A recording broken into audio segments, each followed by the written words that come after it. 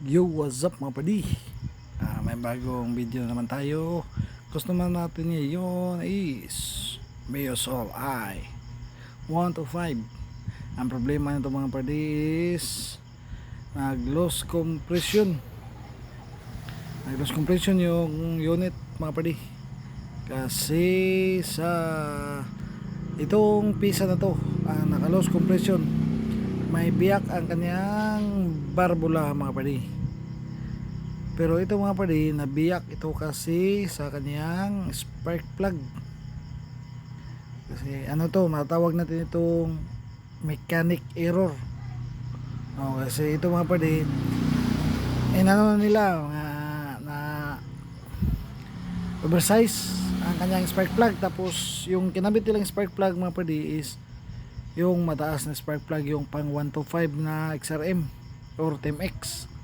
Tapos itong kanyang insulator mga padi, yan, pinuno ng gasket maker, nawala na yung o-ring, dinagyan na ng gasket maker.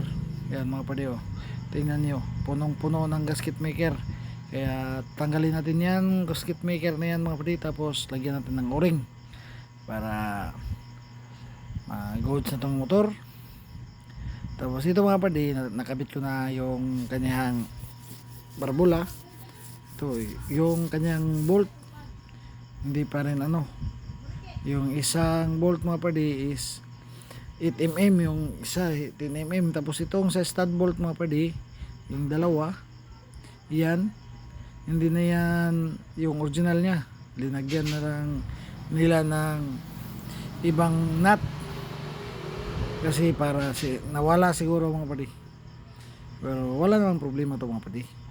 Pero dapat kung ano ang mga dinagay ng Yamaha dyan, yan lang ang ating ibabalik.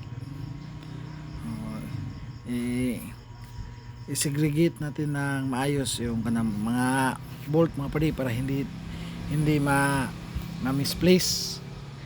Yan. Ayan mga padi. Tapos testing natin ito mga padi. Try natin muna nating paandarin. Yan, tapos nakabit ko na yung lahat. Pero yung mga cover niya sa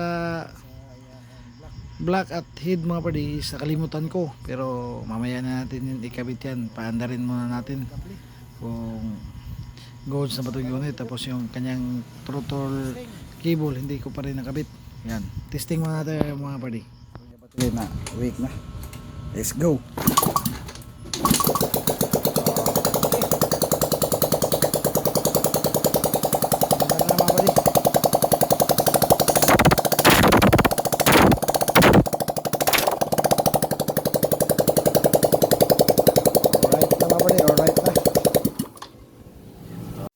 Ito na mga padi, nakabit ko na lahat ng fairings.